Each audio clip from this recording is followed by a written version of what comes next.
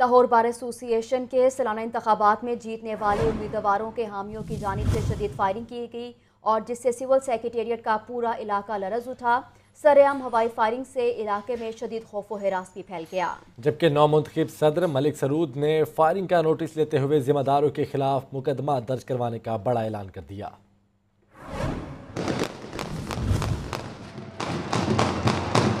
لاہور بار کے سالانہ انتخابات کے نتائج کا اعلان ہوتے ہی وکلاء نے جیت کی خوشی میں قانون کو بالائے طاق رکھ دیا۔ شدید ہوائی فائرنگ کرتے رہے، علاقہ گولیوں کی ترتراہٹ سے گونج اٹھا۔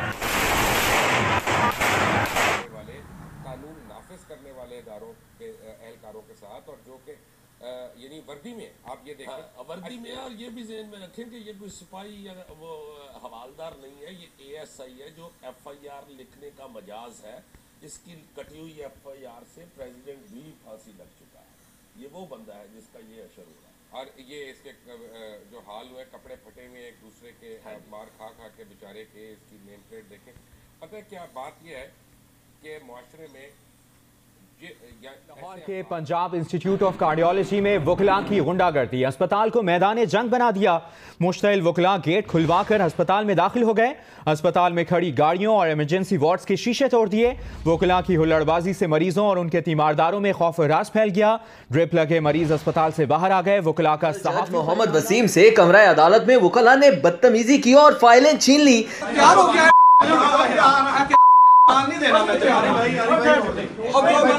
جس پر سول اور سیشن کورٹ میں سول ججز نے احتجاجاً کام بند کر دیا۔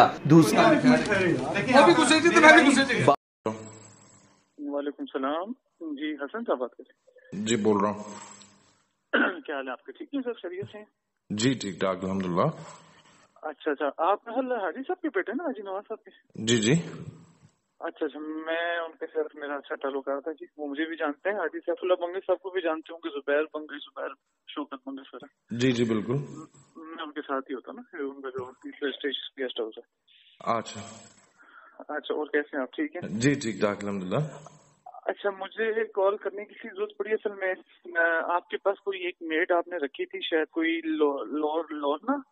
جی ہاں، کسی زمانے میں تھی لورنا گارسیا۔ ہاں، تو وہ اس کا کیا ایشو ہوا تھا؟ وہ میرے پاس کسی ریفرنس آئی ہیں، کیونکہ میں نے کہا پوچھتا ہوں، پھر انہوں نے مجھے نمبر بھیجا، تو میں نے کہا پوچھ لیتا ہوں کیا ریزن کیا تھی، وہ چھوڑ کے چلی گئی تھی؟ آپ کے ساتھ کانٹیکٹ تھا ان کا کوئی؟ نہیں، کانٹریکٹ تو تھا، لیکن وہ عورت بھی ٹھیک نہیں ہے۔ اگر آپ میرے سے جو پوچھے نا، وہ وجہ اس کی یہ ہے کیونکہ ایک دفعہ پہلے وہ پاکستان سے ہم نے اس کو فارغ کیا، پھر بلیک لسٹ تھی، پھر دوسری دفعہ ہم نے اس کو بہت خرچہ کر کے وہاں سے اس کو ٹکٹ وغیرہ کانٹریکٹ کر کے دوبارہ پاکستان بلایا، اور بڑی مشکل سے کوئی ریفرنس نکال کے اس کو بلیک لسٹ کی لسٹ سے بھی نکلوایا، گورنمنٹ تو نہیں نکال رہی تھی۔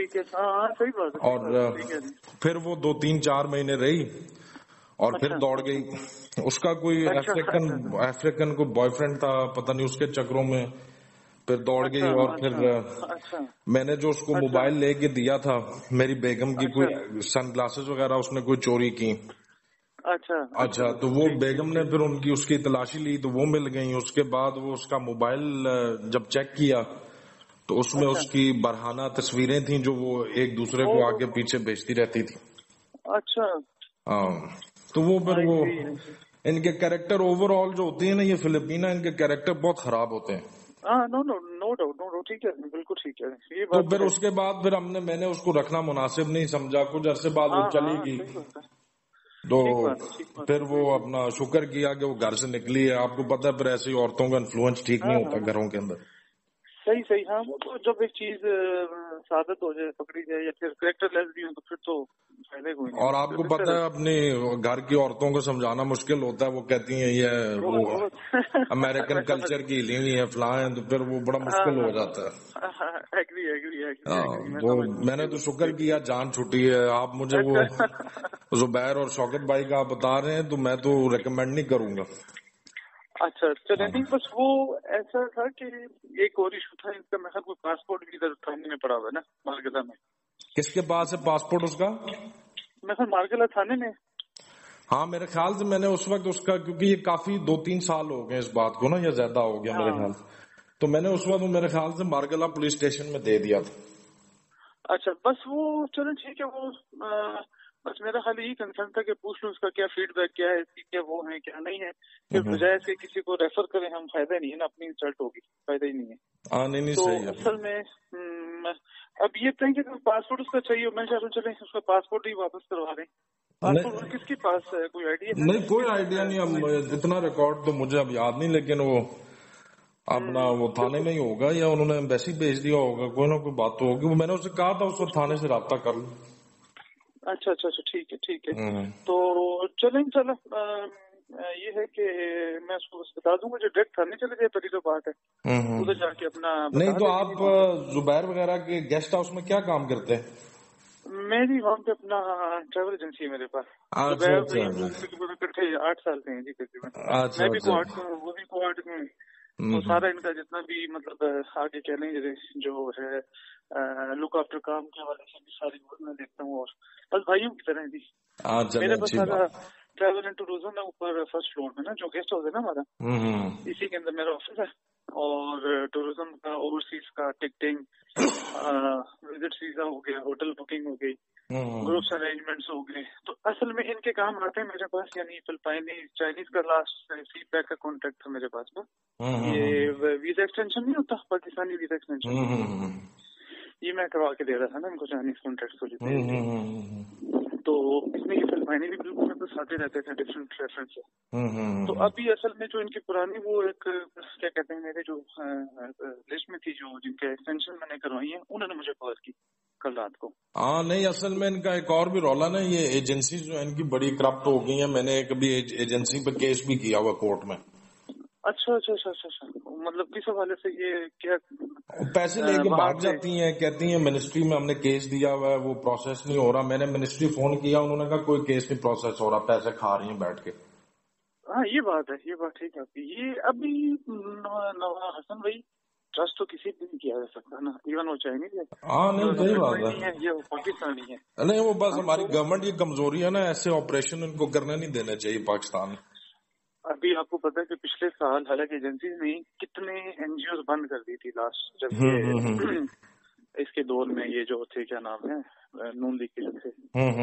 تو خیر اس کے بعد چائنیز کمپنی بھی بند ہوگی, چائنیز ایکسٹینشن ابھی بند ہے حالانکہ, کیونکہ ساری جتنی بھی جو ہے ان نون کمپنیاں جو تھی چائنیز ایکسٹینشن لگا رہی تھی. ایک تو یہ سمجھے یہاں پہ آپ شاید میں منسٹری چکر لگتا ہے کہ نہیں لگتا, میرا تو کافی ادھر منسٹری میں آنا جانا ہے, کافی لوگوں سے, تو وہ خود ہی بتاتے ہیں کہ سر یہ جو ہے نا انہوں نے بزنس شروع کیا چائنیز میں خود.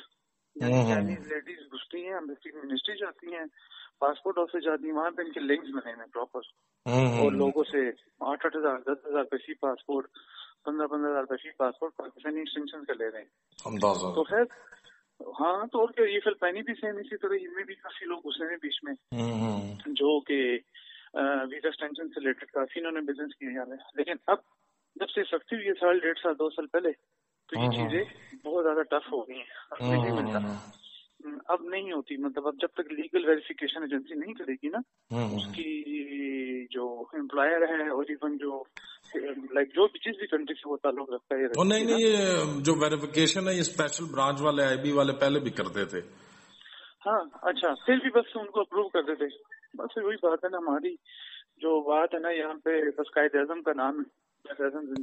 اچھا میں اصل میں ابھی مسئلے پہ کھڑا ہوں, کافی دیر ہوگی آپ سے بات کی, انشاءاللہ پھر رابطہ ہوگا. ٹھیک ہے جی, تھینک یو, اللہ حافظ جی, شکریہ.